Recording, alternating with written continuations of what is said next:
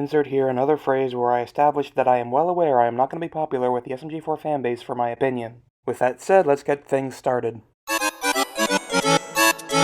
Alright, so I made a video stating my opinions of the first storyline of the anime arc, and if you haven't seen that video, I'll just give a quick recap here. Basically, I thought the concept and setting offered some potential, but due to half the characters leaving the storyline early, I thought it missed out on a lot of that potential. I explain it more in that video, so, go see that if you want my full thoughts on it. But yeah, at the end of the day, I just thought that storyline of the arc was pretty rushed. This storyline, however, seems to have a lot more going for it. It has a bigger story, higher stakes, and an overall cinematic tone. It's probably the most ambitious SMG4 arc storyline so far. So that means it's the best, right? Well, in my opinion, no. Alright, now before you destroy my credibility by hitting that dislike button so many times, at least let me explain my unpopular opinion so that you could at least understand my side of things. Let's begin. This is my review of the second storyline of the anime arc. First episode, Meggy's Boot Camp. Meggy is dead set on winning the Splatfest, so to aid her chances of winning, she gets the 3 least capable people for this position. I mean, I get that their personalities would make for good comedy, even though 2 of those personalities are basically the same one in this scenario, but you could have had Steve in here and he'd be 100 times more capable and funny than Tari. But yeah, anyway, Meggy starts to train them, but as you may have guessed, they are not capable in the slightest. Meggy starts getting angry with them, which is likely going to lead to her... wait, she stopped getting angry? And she's leaving? And okay, we're on top of the building now, and they're talking, and what? Stop! Alright, let's talk about this scene for a little bit. Alright, so if you take the rooftop scene alone, it's actually a pretty good dramatic moment. The motivation is good, the voice clips match well enough. I think Mario giving away his spaghetti is a bit much. I mean, this is the guy who started an apocalypse because he couldn't get any. Yeah, but yeah, judging the scene by this scene alone, it's alright. But it wasn't built up properly. I mean, she's doing an angry rant, which isn't much bigger than any other of her angry rants in this video, and then she just stops and walks off. No, if you want to have a dramatic scene of that scale, it has to be properly built up too. Like, maybe have it get to a point where all of Meggy's team leaves because of how bossy she's being with them, or something like that. Then this would feel more warranted. Her saying that she's losing herself or whatever. Like, that would feel more warranted if she, hurt her friends in some way. But no, it never feels like this feels earned. It feels kind of overplayed and forced. And sadly, that's not going to be the last time you're going to hear me use those 2 words in this review. But yeah, anyway, Meggy gets back on her feet, and thanks to the power of montage, has all 3 of her friends fully trained and ready to go. So just when everything seems wrapped up, we get a surprise visit by...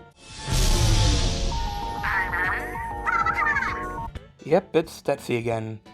And you know what? I have the sudden urge to jot down all the negative personality traits she shows in this next scene.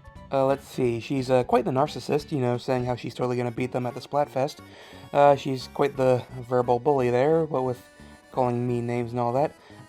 Physically assaulting them, that's a pretty bad one. And she's a thief and a hypocrite, all in the same movement right there. Taking her weapons to... keep them from fighting, even though she just said she would totally beat them anyway. Well, I gotta hand it to you, SMG4. You really know how to make a character we love to hate. Next episode. Next episode, the Mario Showdown. I don't know why it's called the Mario Showdown, considering Mario isn't even the main character of this episode. But whatever, let's just get started. Tetsuya is gloating on how she stole someone else's property, but Meggy comes in and tries to get her stuff back. But unfortunately, she once again brought the least capable people to help her with this. They get shown the door, but Meggy means business, so she gets a monster truck from Shroomy. Actually, now that I think about it, Shroomy wasn't in this arc at all. Huh. I never really thought about that. You'd think he'd have a part in this somewhere. But anyway, on their way to Tetsuya's, they run into, the other storyline. So yeah, they talk for a bit about the storyline that is in no way connected to this one, and they decide to team up to beat Tetsuya and get their weapons back. So yeah, they charge in using Pokemon, which begs the question of why they brought in a monster truck. But yeah, anyway, they beat Tetsuya, they get their weapons back, but Tetsuya challenges Meggy to a one-on-one match, even though Meggy literally has nothing to lose, but Meggy agrees anyway. And normally I would call this insultingly obvious padding for the runtime, but it does allow Tetsuya to get some extra comeuppance which she oh so desperately deserves, so I'll allow it. Next episode, the Splatfest incident. It's the day of the Splatfest and everyone is getting ready, but Meggy is nowhere to be found. But they don't have time to look for her, so they need to find someone to replace her. And I mean, Psycho should make a pretty good stand-in. I mean, she is kind of a psychopath, you know, at least when SMG4 wants her to be. But yeah, her skills should translate well into the splat fit. God damn it! Alright, while Bob is my favorite character, even I know he's incapable in this scenario. So yeah, not only does Bob not really do much, but the rest of the team seem to have gone back to being incompetent. So yeah, as you may have guessed, they lost. After they get back in the locker room, they try to figure out what happened to Maggie, and they assume Detsy had something to do with it, which is pretty reasonable. But Detsy comes in and says that it was not her, and that she wanted a fair match with Maggie. Hypocrite! So anyway, they all go to Maggie's house to see if she's still there, only to find...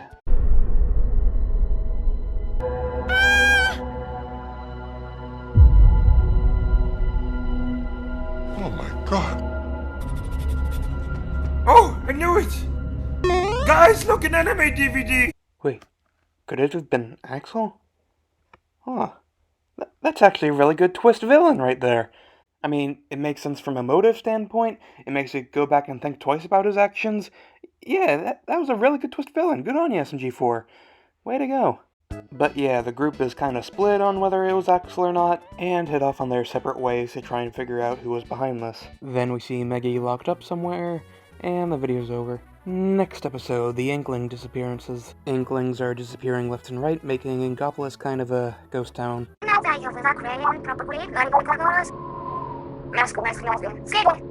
Alright, look, you can probably classify this as a nitpick, but I don't care. This line really ticks me off. I mean, I know she's supposed to come off as the unlikable one, but lines like that really push it. Hope she gets kidnapped. Oh hey, one of Axel's anime things. Oh hey, my wish came true. Anyway, Psycho and her group are going to get help to figure out who's behind the Inkling disappearances. And who do they get? Well, Slag, that should be everything. It's time to move on with our lives. I don't think I can go back to civilian life, Chris. I've seen too much. Regardless of anything else, I'm glad this arc knows to keep its best characters. Anyway, back with the other group, they get Detsy back, unfortunately, and find a map. Back in Maggie's prison, she's being taken somewhere by one of the anime things, and I find it weird we haven't seen Axel yet. I mean, he was in the beginning, and you'd think they'd reveal him already if he was the villain.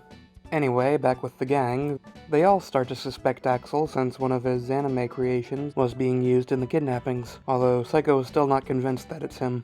See, anyway, they have the map that leads to Maggie, but according to it, she's on an island. But thanks to the two best characters in the series, they now have a means to travel to this island where they believe Maggie is being held. We get a scene of Psycho saying how she's sorry that she didn't believe it was Axel sooner, and, okay, everyone now believes that it's Axel. It's not Axel, is it? Oh, what do you know? It's not Axel. Yeah, I thought it was weird he wasn't properly revealed as the villain yet. But anyway, I'm skipping ahead there. So let's see, anyway. Godzilla takes Detsy. So yeah, that happens. So yeah, anyway, if Axel isn't the main villain, then gee, who else likes anime, has claws, and would have motivation to kidnap Inklings? Could it be... Yep, it was Francis. Alright, little tip, SMG4. Your twist villain isn't a good twist villain if everyone can guess who the twist villain is before it's properly revealed. So yeah, anyway, we're in the next episode, Mario and the Experiment. Francis is now the villain now, and it makes more sense in his character to be the villain, which makes it a lot less interesting. But yeah, anyway, his plan is to make an island of anime or something, and to pull that off, he's taking Inklings to take their ink to get Inkweaver to 100%. What? But I thought it was established earlier that Inkling Ink only got it to 50%. And you can't say that, like, more ink somehow makes it more powerful. I mean, that's like saying putting more gas in a car makes your car go faster or something. So, like, is he genetically modifying the ink or something to get the superior ink or whatever? Like, they never explain anything with Inkweaver, and it's driving me nuts. I mean, I'm not going to go into a full-blown rant about it. I already have one full-blown rant planned for this video, so I'll just skip over that and move on to the next scene or whatever. So after a bit of blackmailing, Maggie agrees to try out Francis's latest creation, the Ink Zucker.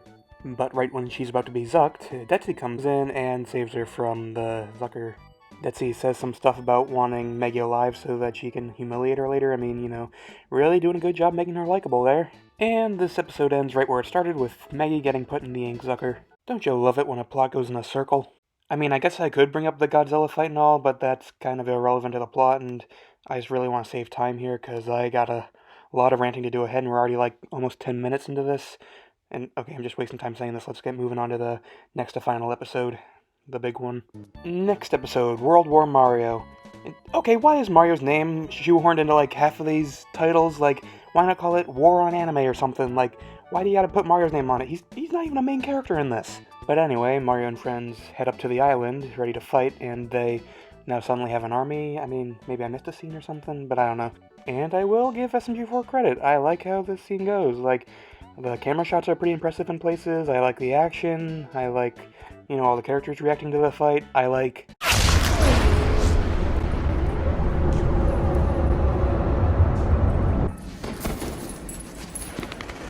Chris, this can't be real. Whose mom am I going to make fun of? Cough. I'm fine. Kick their asses for me. Ladies and gentlemen, that was the one time SMG4 got drama right. But yeah, anyway, back with Meggy and the others. Meggy's still getting zucked. Axel and Detsy are still in the room with her for some reason. Axel blames himself for the whole ordeal and starts to give up, which means it's time for the standard Hollywood motivational speech. Unfortunately, it's being given by Detsy. She tries to motivate Axel by saying how much she's impressed. Not by him, but by Meggy. Okay. But yeah, anyway, that somehow motivates him, they break out, and yada yada, let's move on. So the gang's about to reach Meggy and the others, but they are stopped by Francis and his latest creation, that guy from Super Smash Bros. And how are they going to defeat this powerful anime entity? By pulling some secret weapon garbage right out of their rear. But yeah, with the cliched power of teamwork, they beat the anime.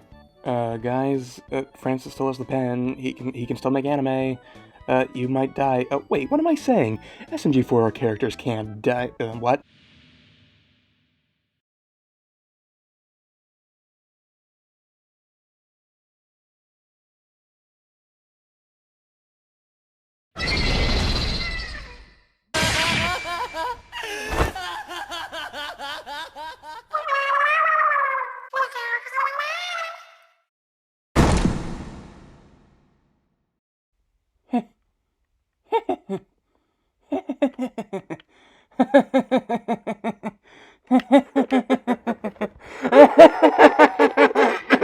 Not again. I hate when that happens. Oh, right, this scene. This scene could not have been done worse. Yeah, I know that's a hot take. I'm gonna do my best to explain why I think this way so I don't get mauled by the fan base, but I'm not gonna pull back my punches when it comes to criticizing this scene. Strap yourselves in, ladies and gentlemen, I ain't holding them back anymore.